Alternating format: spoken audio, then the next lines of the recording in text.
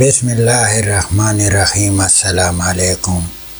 نن زه تاسو ته په جهاد باندې یو څو خبرې کول غواړم. ناظرین تاسو ما سره اوسئ.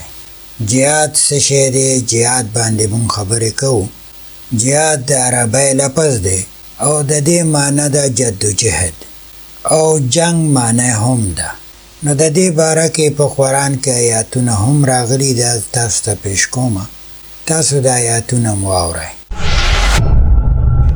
ایمان والو اوزئ که ستاسو دپاره اسانه یا ګرانه وي او د خپلو مالونو او د خپلو ځانونو سره جهاد وکړئ. دا ستاسو دپاره بهتره ده که تاسو پوهیږئ. کم خلک چې الله او په آخرت باندې یقین لري، هغوی خپل مال او خپل جون له جهاد سره معافیت نه غواړي او الله ته د هغو کسانو مکمل علم دی چې هغوی پرهیزګاران دي. هغه منافقان چې شاته پاتې شول د رسول الله صلی الله علیه و آله وسلم په نافرمانۍ باندې خوشحاله شول او د الله په لاره کې د خپل مال او خپل جون د جهاد کولو په امید سره نفرت وکړو. دوی یو بل ته وویلي په ګرمۍ کې بار مه وځئ. دوی ته ووایه ای پیغمبره د دوزخ اور ډیر زیات ګرم دی، کاش چې دوی پوه شي. هر کله چې کم صورت نازل شو چې پکې ویلې شوي دي په الله ایمان راوړئ او د هغه د رسول سره جدوجهد وکئ، د دوی امیرانو به د معافینو غوښتنه کوله او ویل به مونږ د هغو کسانو سره پرېږدئ چې پاتې دي. ناظرین تاسو د آیاتونه واورېدل.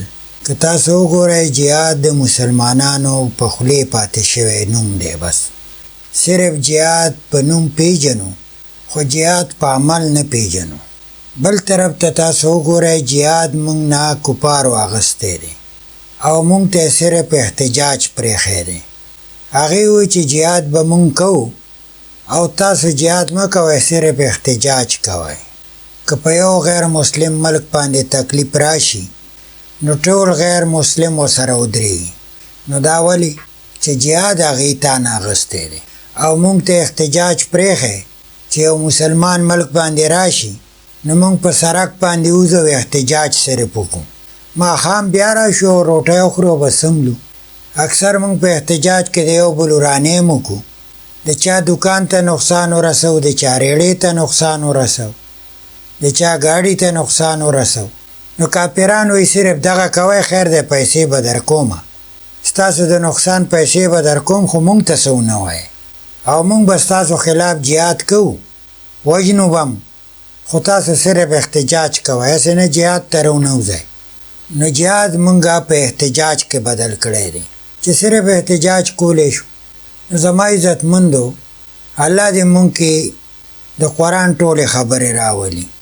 یو سړی وي هغه به حرام خوړل، یو ورځ یې وله چا حرامه غوښه یوړه، وي چېرې چې دا حرامه غوښه ده نو هسې غورځولی مې نه شوه، که تاسې یې وخورئ نو ښه ده. نو هغه ورته ویې د حرامې غوښې له دې زه لیدلی نو مونږ حرامې غوښې نه خورو او حرام کوو. نو زما عزتمندو یاد ساتئ چې مونږ کې د قرآن ټولې خبرې راغلي نی په عمل سره.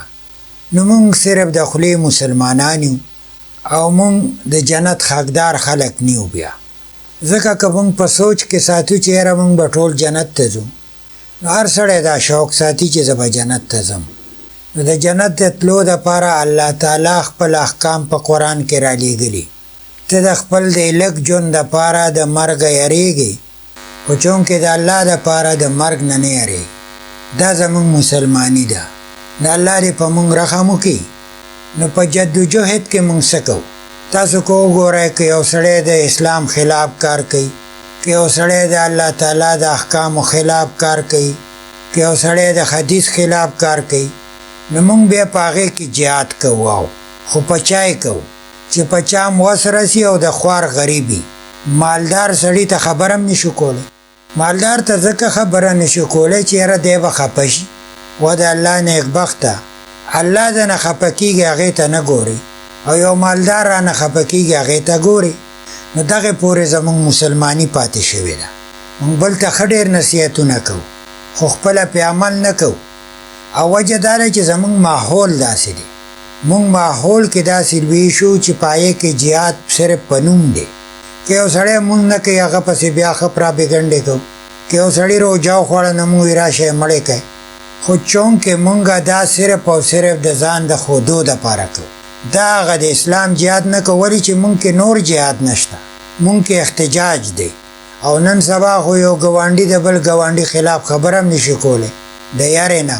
نو الله تعالی دې مونږ له د قرآن په هر احکامو باندې عمل کولو توفیق راکړي. انشاءالله نیکسټ ویډیو کې به بیا ملاقات کوو. د هغې پورې اجازت غواړم. الله هم خوشحاله آباد لره. السلام علیکم.